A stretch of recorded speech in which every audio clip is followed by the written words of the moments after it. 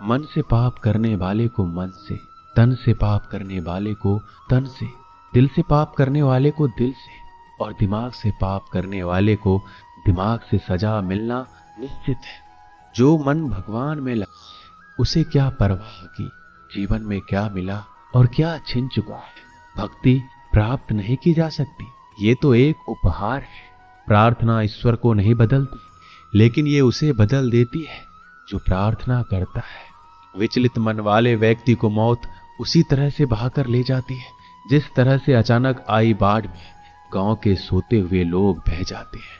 देखते समय देखिए, सुनते समय केवल सुनिए, महसूस करते समय महसूस कीजिए और सोचते समय केवल ये सोचिए, यही वास्तविक कर्म है। आपका काम है अपनी पसंद के काम को खोजना, उसे खोजें और फिर उस काम में खुद को पूरी तरह से लगा दें। यही सफलता का मार्ग है। दुनिया में अधिकांश लोग इसलिए असफल हो जाते हैं क्योंकि विपरीत परिस्थितियां आने पर उनका साहस टूट जाता है और वो भयभीत हो जाते हैं। संसार का नियम है, जिस तरह के विचार हम अस्तित्व को संप्रेषित करते हैं उसी तरह की ऊर्जा अस्तित्व द्वारा हम तक पहुंचती है। ध्यान रहे, विचारों का सकारात्मक होना अनिवार्य है, तभी राह सरल और सुगम होती चली जाएगी। कभी किसी और के लिए जीने का प्रयास मत करो, किसी और की दृष्टि में अच्छा बनने की चेष्टा मत करो। हम अकेले आए हैं, अकेले ही जाएंगे। हम जैसा कर्म करेंगे वैसा ही फल पाएंगे। श्री कृष्ण कहते हैं, जो बीत गया उसे भूल जाओ, जो कर रहे हो उस पर विश्वास रखो, जो होगा उसकी चिंता छोड़ दो। बस तुम्हें मात्र अपने कर्म करने हैं, पुरस्कृत करने का कार्य नियति का है। एक बार भीष्म पितामह ने श्री कृष्ण से पूछा, जल से पतला क्या है, भूमि से भारी कौन है और अग्नि से तेज क्या है, और कौन है जो काजल से काला है। श्री कृष्ण ने मनमोहनी मुस्कान के साथ उत्तर दिया, पितामह, जल से पतला ज्ञान है, भूमि से भारी पाप है, अग्नि से तेज क्रोध है और काजल से काला कलंक है। श्री कृष्ण कहते हैं कि परिस्थितियों से भागो मत, उनके सामने डटकर खड़े रहो, क्योंकि कर्म करना ही मानव जीवन का पहला कर्तव्य है। हम कर्मों के द्वारा ही परेशानियों से जीत सकते हैं। दुनिया नहीं जानती है हम सभी का अंत यहीं पर होना है, लेकिन जो लोग इस सत्य को जानते हैं उनके सारे झगड़े एक ही बार में खत्म हो जाते हैं। जब तक आप अपनी समस्याओं एवं कठिनाइयों की वजह दूसरों को मानते हैं, तब तक आप अपनी समस्याएं और कठिनाइयों को मिटा नहीं सकते। आप अपना भविष्य नहीं बदल सकते, लेकिन आप अपनी आदतों को बदल सकते हैं, और निश्चित रूप से अपनी आदतों से आपका भविष्य बदल सकता है। अगर हम परिवर्तन के लिए किसी दूसरे व्यक्ति के आने की उम्मीद करेंगे तो परिवर्तन नहीं आएगा, बल्कि हमें खुद को उससे आगे लाना होगा। जो कुछ भी तुम्हारे भाग्य में लिखा है वो अवश्य ही उचित समय पर तुम्हें मिलेगा। तुम क्यों परेशान होते हो? जो भाग्य में नहीं है वह कभी नहीं मिलेगा। तुम व्यर्थ ही प्रयास कर रहे हो, इसलिए जो मिला है उसे उचित तरीके से बिना फल की कामना किए करो, जन्म सफल होगा। अगर कोई आपका दिल दुखाए तो बुरा मत मानना। कुदरत का नियम है कि जिस पेड़ पर सबसे अधिक मीठे फल होते हैं उसको सबसे अधिक पत्थर पड़ते हैं। जब टूटने लगे हौसला तो बस ये याद रखना, बिना मेहनत के हासिल तख्तो ताज नहीं होते। ढूंढ लेना अंधेरे में ही मंजिल, क्योंकि जुगनू कभी रोशनी के मोहताज नहीं होते। अगर लोग केवल जरूरत पर ही अपनों को याद करते हैं तो बुरा मत मानिए, बल्कि गर्व कीजिए, क्योंकि मोमबत्ती की याद तभी आती है जब अंधेरा होता है। समय और स्थिति कभी भी बदल सकती है, इसलिए कभी भी किसी का अपमान मत करो। माना कि आप शक्तिशाली हैं, पर समय आपसे भी अधिक शक्तिशाली है। कुछ बनना है तो पानी जैसा बनो, जो अपना रास्ता खुद बनाता है, जो दूसरों का भी रास्ता रोक लेता है। सभी व्यक्तियों को सजा से डर लगता है, सभी मौत से डरते हैं। बाकी लोगों को भी अपने जैसा ही समझें, खुद किसी जीव को ना मारे और दूसरों को भी ऐसा करने से मना करें। हम चाहें तो अपने आत्मविश्वास और मेहनत के बल पर अपना भाग्य खुद लिख सकते हैं, और अगर आपको अपना भाग्य लिखना नहीं आता तो परिस्थितियां हमारे भाग्य लिख देती है। हर किसी के अंदर अपनी ताकत और अपनी कमजोरी होती है। मछली जंगल में दौड़ नहीं सकती और शेर पानी का राजा नहीं बन सकता, इसलिए अहमियत सभी को देनी चाहिए। श्री कृष्ण कहते हैं, कर्म पर तुम्हारा अधिकार है, लेकिन कर्म के फलों में कभी नहीं। इसलिए कर्म को फल के लिए मत करो और ना ही काम करने में तुम्हारी आसक्ति हो। क्रोध से मनुष्य की मति मारी जाती है, जिससे स्मृति भ्रमित हो जाती है। इस स्मृति भ्रमित हो जाने से मनुष्य की बुद्धि नष्ट हो जाती है, और बुद्धि का नाश हो जाने पर मनुष्य खुद अपना ही नाश कर बैठता है। अगर संसार में आए हो तो संघर्ष हमेशा रहेगा। श्री कृष्ण ने हर परिस्थिति को जिया और जीता। समय और जरूरत बदलते ही सबके चेहरे बेनकाब हो जाते हैं। पता नहीं, या तो हम में कुछ कमी आ जाती है या वो अभिनय अच्छा कर लेते हैं। दर्द का एहसास तब होता है जब खुद को ठोकर लगती है, वरना दूसरों का तो सिर्फ लहू ही नजर आता है, दर्द नहीं। लोग कहते हैं जिंदगी मिली है अपने हिसाब से जीने के लिए, लेकिन वही लोग सुबह होते ही किसी और के हिसाब से जीने चले जाते हैं। यदि आप समस्या का हल निकाल सकते हैं तो फिर चिंता क्यों करनी, और यदि समस्या का कोई समाधान नहीं है तो फिर चिंता क्यों करनी। जो व्यक्ति बहुत ज्यादा बोलते रहते हैं वो कुछ सीख नहीं पाते। समझदार व्यक्ति वही कहलाता है जो कि धीरज रखने वाला, क्रोधित ना होने वाला और निडर होता है। अगर व्यक्ति से कोई गलती हो जाती है तो कोशिश करें कि उसे दोहराए नहीं, उसमें आनंद ढूंढने की कोशिश ना करें, क्योंकि बुराई में डूबे रहना दुख को न्योता देता है। डर का अभाव होना साहस नहीं बल्कि डर पर विजय पाना है। बहादुर आदमी वो नहीं जिसे डर नहीं लगता, बल्कि वो है जो डर पर विजय प्राप्त करता है। इंसान एक ऐसा प्राणी है जो अपने लक्ष्यों के लिए जीता है। उसके जीवन का यही अर्थ होना चाहिए। वो अपने लक्ष्यों के लिए कोशिश करता रहे और उन्हें प्राप्त करता रहे। उपवास हमेशा अन्न का ही क्यों, लोभ, लालच, चुगली, काम, क्रोध और गंदे विचारों का भी तो होना चाहिए। जीवन में जो भी करो पूर्ण समर्पण के साथ करो। प्रेम करो तो मीरा की तरह, प्रतीक्षा करो तो सबरी की तरह, भक्ति करो तो हनुमान की तरह, और अगर शिष्य बनो तो अर्जुन की तरह। जीवन में कौन आपसे मिलेगा ये समय तय करेगा। जीवन में आप किससे मिलेंगे ये आपका दिल तय करेगा। लेकिन जीवन में आप किस किस के दिल में बने रहेंगे ये आपका व्यवहार तय करेगा। इंसान को खुद की नजरों में सही होना चाहिए, क्योंकि दुनिया तो भगवान से भी दुखी है। आपके पास जो कुछ भी है उसे बढ़ा चढ़ाकर मत बताइए, ना ही दूसरों से ईर्ष्या कीजिए। जो दूसरों से ईर्ष्या करता है उसका मन कभी शांत नहीं रहता। आप चाहे कितने ही पवित्र शब्द पढ़ लीजिए, कितने भी पवित्र शब्द बोल लीजिए, लेकिन जब तक आप उन्हें अपने जीवन में नहीं उतारते उनका कोई लाभ नहीं है। अगर आपका चित्त शांत है तभी आप इस ब्रह्मांड के प्रवाह को सुन पाएंगे और इसकी तल को महसूस कर पाएंगे। खुशी इसके आगे रहती है और ध्यान इसकी चाबी है। भगवान श्री कृष्ण ने कहा है कि जैसे जैसे कलयुग आएगा इंसान मतलबी होता चला जाएगा। जरूरत के समय आपके पैर पकड़ेगा और जरूरत नहीं रहेगी तो पहचानेगा भी नहीं। संगीत सुनकर ज्ञान नहीं मिलता, मंदिर जाकर भगवान नहीं मिलता। पत्थर तो इसलिए पूजते हैं लोग क्योंकि विश्वास के लायक इंसान नहीं मिलता। श्री कृष्ण कहते हैं जो लोग किसी सच्चे व्यक्ति का दिल तोड़कर किसी तीसरे के पास खुशी ढूंढने जाते हैं वो अक्सर धोखा खाते हैं। मैंने हिसाब में रहने वालों को बेहिसाब होते देखा है। मैंने लोगों को बदलते नहीं बेनकाब होते देखा है। कल रात जिंदगी मेरे सपने में आई थी और कहा कब तक चलेगा किसी और के पीछे, अब खुद के पीछे चलना भी सीख ले।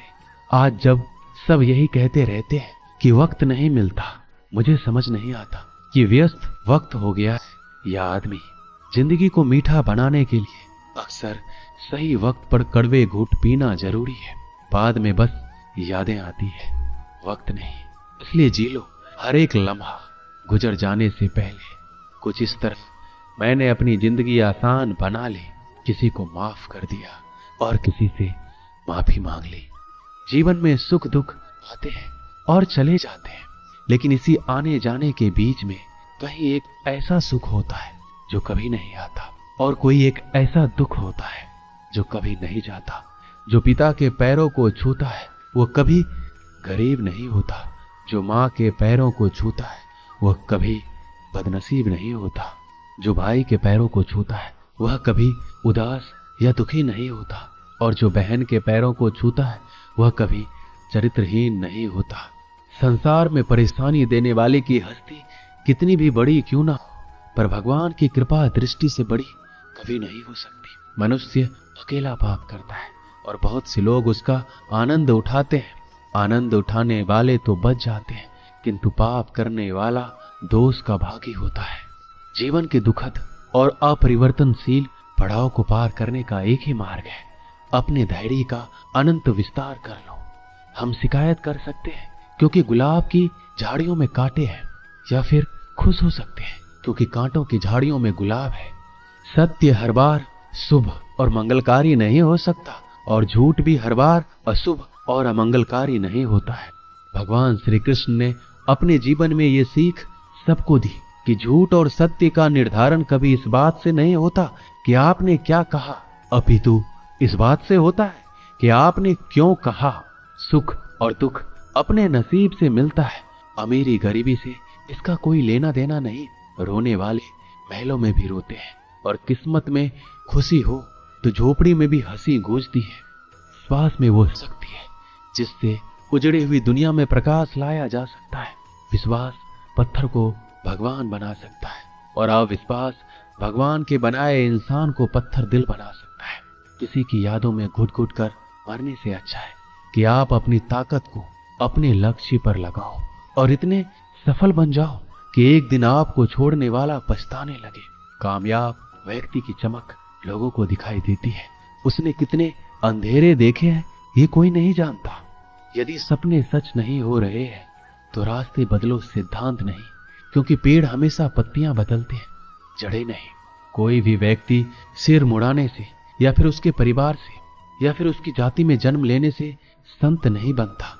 जिस व्यक्ति में सच्चाई और विवेक होता है वही धन्य है, वही संत है। दर्द तो तय है, यह आपके हाथों में नहीं है। हाँ, दुखी होना या ना होना वो आपके हाथ में अवश्य है। स्वास्थ्य सबसे बड़ा उपहार है, संतोष सबसे बड़ी संपत्ति और सबसे अच्छा रिश्ता है। हमारे विचारों का ही परिणाम है। मन ही सब कुछ है, जो हम सोचते हैं वो हम बन जाते हैं। अगर आध्यात्मिक मार्ग पर चलने के लिए आपको कोई साथ नहीं मिलता तो अकेले ही चलिए। आप खुद अपने प्यार और स्नेह के उतने ही हकदार हैं जितना दुनिया में कोई भी अन्य व्यक्ति है।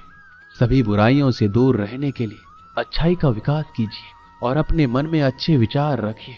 एक वफादार, प्रतिष्ठित और धनी व्यक्ति जो भी जगह चुनता है वहां उसका सम्मान किया जाता है। बीता हुआ समय बीत चुका है और भविष्य अभी दूर है। वर्तमान ही वो समय है जिसमें आप जी सकते हैं। मौन रहना बहुत अच्छी बात है, लेकिन ऐसा मौन किस काम का जो आपके अस्तित्व को ही खत्म कर दे। मौन आपकी ताकत भी है और कमजोरी भी। बस आपको ये पता होना चाहिए कि कब आपको मौन रहना है और कब नहीं। जहां उम्मीद नहीं होती वहां तकलीफ की कोई गुंजाइश भी नहीं होती। हर कोई परेशान है मेरे ज्यादा बोलने से, और मैं परेशान हूं अपने अंदर की खामोशी से। अच्छे कर्म अच्छे ही फल देते हैं। वो जो अपने परिवार से अत्यधिक जुड़ा है उसे भय और चिंता का सामना करना पड़ता है, क्योंकि सभी दुखों की जड़ लगाव है। इसलिए खुश रहने के लिए लगाव छोड़ देना चाहिए। वो जो हमारे चिंतन में रहता है वो करीब है, भले ही वास्तविकता में बहुत दूर क्यों ना हो, लेकिन जो हमारे हृदय में नहीं वो करीब होते हुए भी बहुत दूर होता है। जिसका ज्ञान बस किताबों तक सीमित है और जिसका धन दूसरों के कब्जे में है, वो जरूरत पर ना अपना ज्ञान प्रयोग कर सकता है ना ही धन।